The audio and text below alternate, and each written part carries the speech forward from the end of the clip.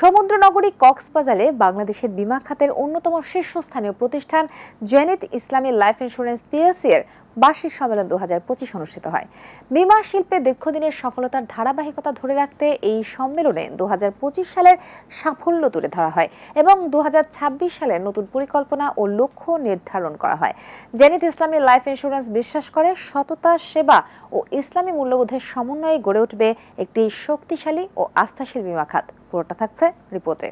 পর্যটন নগরী কক্সবাজারের হোটেল সি প্যালেস অডিটোরিয়ামে জেনিথ ইসলামী লাইফ ইন্স্যুরেন্স লিমিটেডের বার্ষিক সম্মেলন 2025 অনুষ্ঠিত হয়েছে। কোম্পানির মুখ্য নির্বাহী কর্মকর্তা ও বাংলাদেশ ইন্স্যুরেন্স ফোরামের জয়েন্ট সেক্রেটারি জেনারেল এবং বাংলাদেশ ইন্স্যুরেন্স অ্যাসোসিয়েশন নির্বাহী কমিটির সদস্য এস.এম. নুরুজ্জামানের সভাপতিত্বে সম্মেলনে প্রধান অতিথি হিসেবে উপস্থিত ছিলেন বাংলাদেশ ইন্স্যুরেন্স অ্যাসোসিয়েশনের প্রেসিডেন্ট সাইদ আহমেদ। সম্মেলনে প্রধান অতিথির বক্তব্যে সাইদ আহমেদ বলেন, জেনিথ ইসলামী লাইফ ইন্স্যুরেন্স তাদের অগ্রযাত্রা ও শরিয়া ভিত্তিক পরিচালনার মাধ্যমে কেবল গ্রাহক ও শেয়ার হোল্ডারদেরই নয়, বরং জাতীয় অর্থনীতির জন্য একটি দায়বদ্ধ ও টেকসই প্রতিষ্ঠানের রোল মডেল হিসেবে প্রতিষ্ঠিত হয়েছে। তিনি আরো বলেন, আপনাদের ফার্স্ট ইয়ারের সেটাও গ্রোথ আছে, অ্যানুয়াল সেটাও গ্রোথ, এবং ইভেন্টের যেটা আপনারা ক্লেম পরিশোধ করতেছেন সেখানেও আপনাদের গ্রোথ করেছেন আগের তুলনায়। এটা খুবই ভালো কথা। আপনার অ্যাসোসিয়েশনের দায়িত্ব নেওয়ার পর থেকে আজ অবধি শুনি নাই যে জেনিথের কোনো ক্লেম পরিশোধ হচ্ছে না, এই ধরনের কোনো ক্লেম আমাদের আসে। আসলে আপনারা যেটা প্রকাশ করছেন সেটা যে সত্যতা আছে সেটাই সবচেয়ে বড় প্রমাণ করে, যেহেতু আমাদের কাছে বা ইন্ডিয়ার কাছে এই ধরনের কোনো কমপ্লেন এখনও যায় নাই যে জেনিথ তার দাবি পরিশোধ করতে পারছেন না। হয়তো ছোটো আকারে করেন ব্যবসা, বিশ্বাস করি একদিন হয়তো বড় আকারে আসবে, আমার সে আত্মবিশ্বাস আছে। সম্মেলনে বিশেষ অতিথি হিসেবে উপস্থিত ছিলেন জেনিথ ইসলামী লাইফ ইন্স্যুরেন্সের vice chairman ATM Enayetullah, Bangladesh insurance ফোরামের প্রেসিডেন্ট বিএম ইউসুফ আলী, কোম্পানির বিনিয়োগ কমিটির চেয়ারম্যান মোহাম্মদ সাইদুর রহমান, নির্বাহী কমিটির চেয়ারম্যান মানসুদ আলম, ঝুঁকি ব্যবস্থাপনা কমিটির চেয়ারম্যান মিসেস নাজিয়াত আলম, সাবেক পরিচালক শামসুল আলম, মিসেস নাজিন আহমেদ ও মিসেস শাহিদা আলম, নিরপেক্ষ পরিচালক বিদ্যুৎ চন্দ্র গুপ্ত এফসিএ এবং গ্রাহক সুরক্ষা ও অভিযোগ প্রতিকার কমিটির চেয়ারম্যান অ্যাডভোকেট কাজী ওয়ালিউদ্দিন ফয়সাল, কোম্পানির শরিয়া কাউন্সিলের সদস্য অধ্যাপক ডক্টর মোহাম্মদ আব্দুল আল মামুন।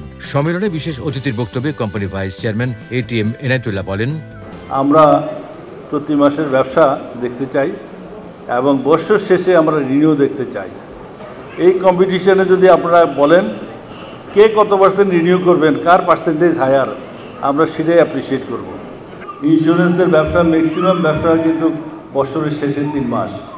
সেই 3 মাসে আমরা যত ব্যবসা করেছি অন্তত আমরা আশ্বাস অনেকে দিয়েছেন 3 গুণ কিংবা 4 গুণ ব্যবসা হবে। এ সময় সারা দেশ থেকে বাছাইকৃত কোম্পানি প্রায় 800-রও অধিক ব্যবসা সফল উন্নয়ন কর্মকর্তা সহ প্রধান কার্যালয়ের বিভাগীয় প্রধানরা উপস্থিত ছিলেন। সভাপতির বক্তব্যে কোম্পানির মুখ্য নির্বাহী কর্মকর্তা এস.এম. নুরুজ্জামান বলেন, গত বছর জানুয়ারি টু সেপ্টেম্বর আমাদের ফার্স্ট ইয়ার গ্রোথ হয়েছে 71.81%, আমাদের নবায়ন গ্রোথ হচ্ছে 11.50, গ্রুপ বিমা গ্রোথ হয়েছে 24%, সেপ্টেম্বর পর্যন্ত 24। আমাদের টোটাল বিজনেস গ্রোথ যদি আমরা বলি 43.30, মানে 44% আমাদের গ্রোথ আছে। আলহামদুলিল্লাহ, প্রায় 25,000-এর অধিক আছে আমাদের অ্যাক্টিভ পলিসি হোল্ডার। আজকে এই 12 বছরের পূর্তি অনুষ্ঠানে তাদেরকেও অভিনন্দন এবং স্বাগতম জানাচ্ছি। আমাদের সারা দেশে প্রায় 126-টির মতো হাসপাতাল আছে।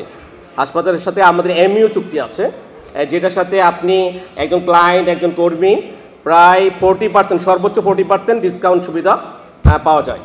সম্মেলনে কোম্পানির সফলতার 12 বছর উদযাপন ও বিভিন্ন ক্যাটাগরিতে যোগ্যতা অর্জনকারী সফল কর্মকর্তাদের মাঝে পুরস্কার প্রদান করা হয়। এছাড়াও গ্রাহকদের মেয়াদ উত্তীর্ণ বীমা দাবি ও মৃত্যু দাবির চেক হস্তান্তর করা হয়।